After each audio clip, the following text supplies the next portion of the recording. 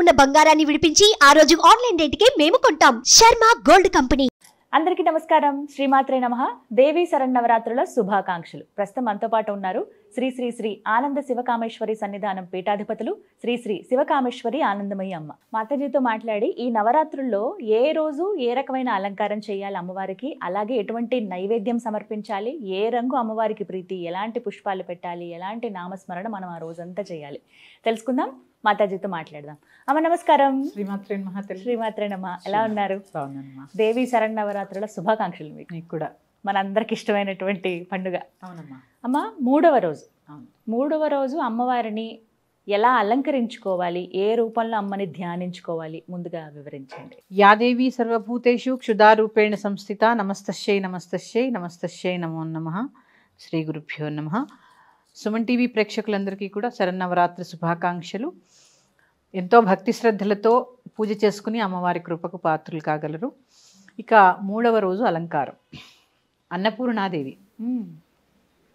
ఇక్కడ అన్నము ఎంత విశేషం అంటే అమ్మ, అన్నమే మన యొక్క దేహము, అన్నమే మన ఆలోచన, అన్నమే మన మనస్సు. అంటే ఇక్కడ ఆహారం కదా అన్నం అంటే. దీనికి ఒక ఉదాహరణ కూడా చెప్పుకుందాం మనం. భీష్ముల వారు అంపశయ్య మీద ఉన్నప్పుడు స్త్రీలని గౌరవించండి, స్త్రీలతో చాలా మర్యాదపూర్వకంగా ఉండండి అని ఆయన చెప్తూ ఉన్నప్పుడు పక్క నుంచి ద్రౌపదీదేవి విని గట్టిగా నవ్వుతుంది. నవ్వి, ఎందుకు నవ్విందో ఆయనకు తెలుసు. ఎందుకంటే ఆవిడికి వస్త్రాపహరణం జరిగినప్పుడు ఆ సభలో భీష్ముల వారు ఉన్నారు. మరి అప్పుడు అలా ఉన్న మీరు ఇప్పుడు ఇలా చెప్తున్నారేంటి అని ఆవిడ నవ్వుతారనమాట. నవ్వినప్పుడు ఆయన ఒకటే చెప్తారు, నేనప్పుడు దుర్యోధనుడి యొక్క రాజ్యంలో ఉన్నాను, ఆ రాజు పెట్టినటువంటి భోజనాన్ని నేను భుజిస్తున్నాను, ఆయన ఏ గుణాలతో అయితే ఉండి నాకు భోజనం పెట్టారో ఆ గుణాలే నాకు కూడా వచ్చాయి, అందువల్లే నేను అప్పుడు అలా ఉన్నాను, అందుకు ప్రాయశ్చిత్తంగా ఏం చేస్తున్నాను, ఆ భోజనంతో తయారైనటువంటి రక్తము ఈ అంపశయ్య మీద ఉండి శరీరం నిండా బాణాలు ఉన్నాయి కదా, రక్తధార, రక్తం, ఆ రక్తాన్ని వద్దు అనుకుని నా శరీరంలోంచి అది ప్రవహిస్తోంది అని చెప్పి అప్పుడు ద్రౌపదికి చెప్తారు. అంటే ఇక్కడ ఇది కథ అనుకున్నా, లేదా ఒక ఉదాహరణ అనుకున్నా, లేకపోతే దాన్ని ఏమంటారు, ఒక పురాణం అనుకున్నా, ఇక్కడ ఆహారం యొక్క గొప్పతనం ఎంత బాగా చెప్పారో చూడండి. అంటే ఆహారమే మన మనస్సు, ఆహారమే ఆలోచన, ఆహారమే మన శరీరం.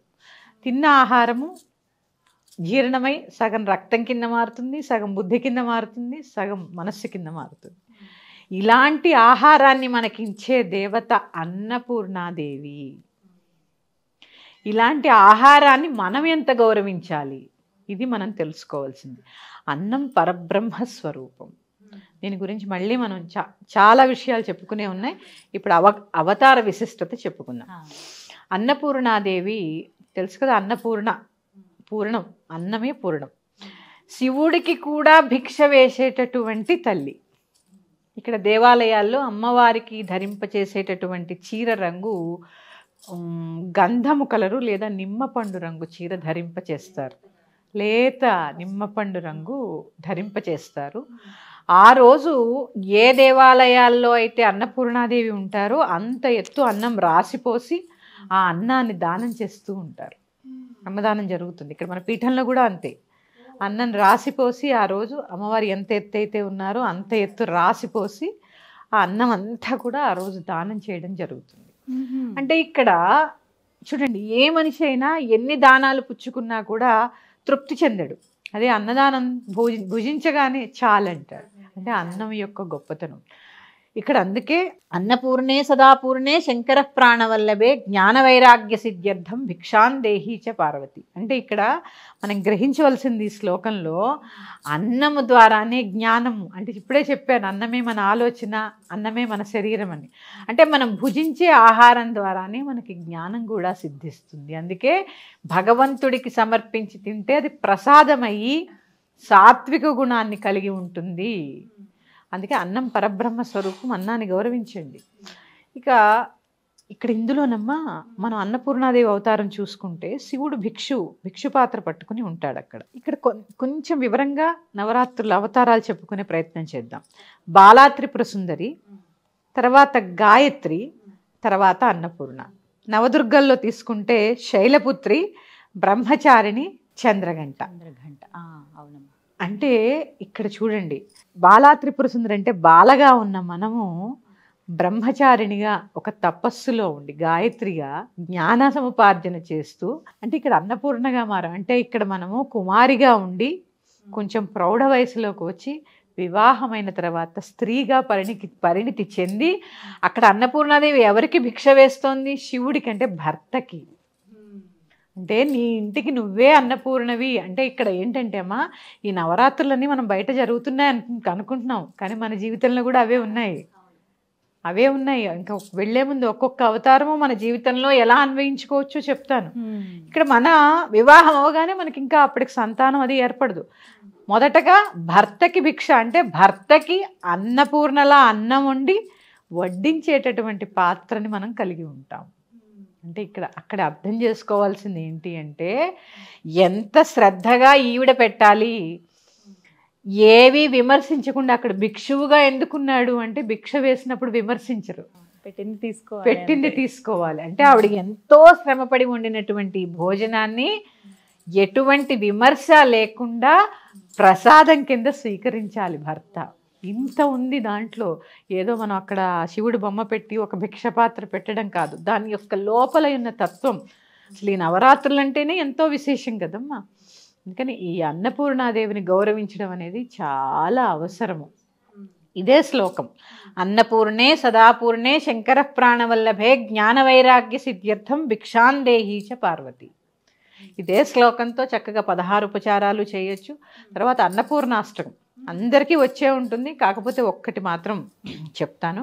నిత్యానందకరీ వరాభయకరీ సౌందర్య రత్నాకరీ నిర్ధూతాకిల ఘోర పావనకరీ ప్రత్యక్ష మాహేశ్వరీ ప్రాళేయాచల వంశ పావనకరీ కాశీపురాధీశ్వరీ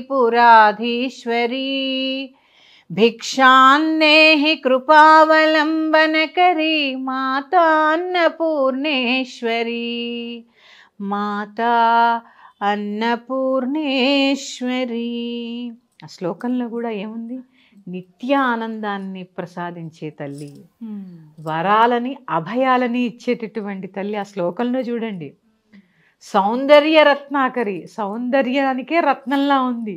అంటే ఆ శ్లోకంలో ఇక్కడమ్మా ఈ నవరాత్రుల గురించి మనం చెప్పుకునే ప్రత్యేకత, పూజ ఎలా చేయాలి, విధి విధానాలు ఏంటితో పాటు అవతార విశిష్టతని తెలుసుకొని ఎంతో కొంత దాని నుంచి మనం నేర్చుకునే ప్రయత్నం చేయాలి. అంటే ఇన్ని లక్షణాలతో నువ్వు ఆహారం వండాలి. అంటే ఇక్కడ సౌందర్యంగా ఉండడం అంటే శుభ్రతలతో వండడం, అది చాలా ముఖ్యం కదా. ఇవి చదువుకోండి.